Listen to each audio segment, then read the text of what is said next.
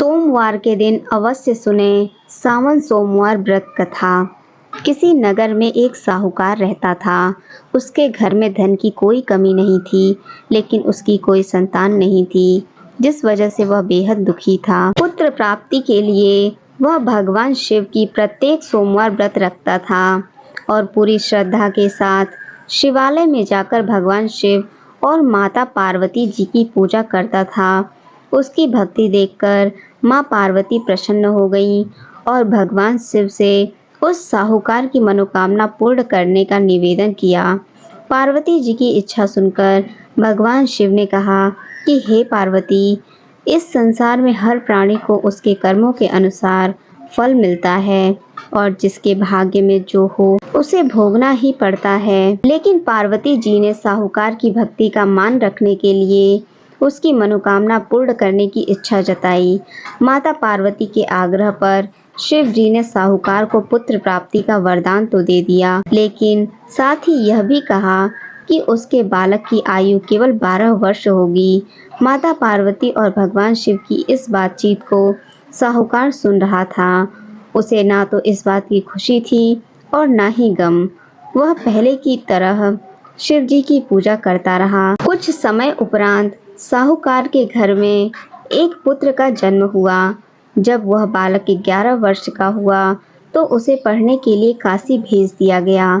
साहूकार ने पुत्र के मामा को बुलाकर उसे बहुत सारा धन दिया और कहा कि तुम इस बालक को काशी विद्या प्राप्ति के लिए ले जाओ और मार्ग में यज्ञ कराओ। जहाँ भी यज्ञ कराओ वहीं पर ब्राह्मणों को भोजन कराते और दक्षिणा देते हुए जाना। दोनों मामा भांजे इसी तरह यज्ञ कराते और ब्राह्मणों को दान दक्षिणा देते काशी की ओर चल पड़े। रास्ते में एक नगर पड़ा, जहाँ नगर के राजा की कन्या का विवाह था, लेकिन जिस राजकुमार से उसका विवाह होने वाला था वह एक आंख से काना था। राजकुमार के पिता ने अपने पुत्र के काना होने की बात को छुपाने के लिए एक चाल सोची। साहूकार के पुत्र को देखकर उसके मन में एक विचार आया। उसने सोचा, क्यों न इस लड़के को दूल्हा बनाकर राजकुमारी से विवाह करा दूं।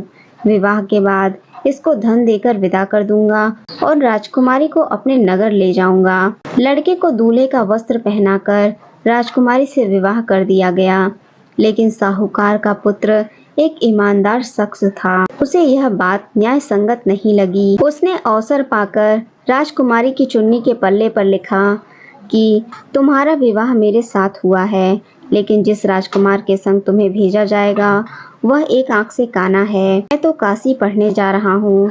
जब राजकुमारी ने चुन्नी पर लिखी बातें पढ़ी तो उसने अपने माता पिता को यह बात बताई।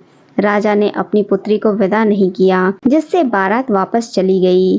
दूसरी ओर साहूकार का लड़का और उसका मामा काशी पहुँचे और वहां जाकर उन्होंने यज्ञ किया।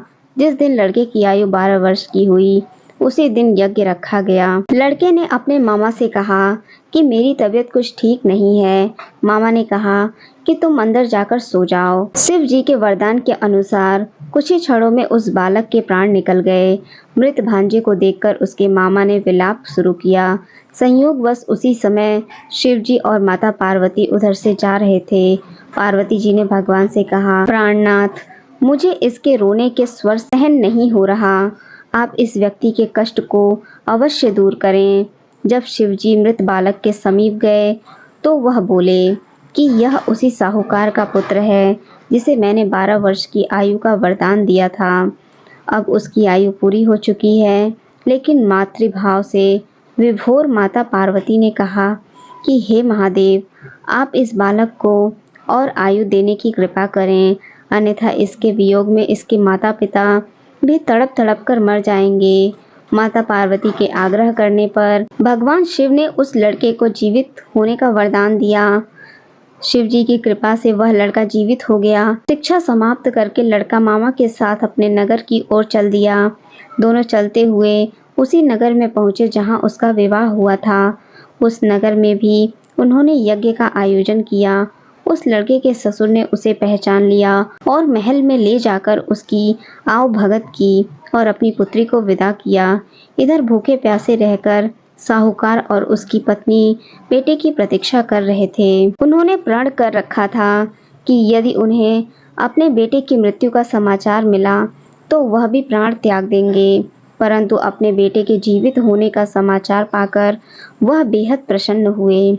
उसी रात भगवान शिव ने व्यापारी के स्वप्न में आकर कहा, हे सृष्टि, मैंने तेरे सोमवार के व्रत करने और व्रत कथा सुनने से प्रसन्न होकर तेरे पुत्र को लंबी आयु प्रदान की है। जो कोई सोमवार व्रत करता है या कथा सुनता और पढ़ता है, उसके सभी दुख दूर होते हैं और समस्त मनोकामनाएं पूर्ण होती हैं। अगर आपको यह कथा अच्छी लगी हो तो वीडियो को लाइक और चैनल को सब्सक्राइब करें। धन्यवाद।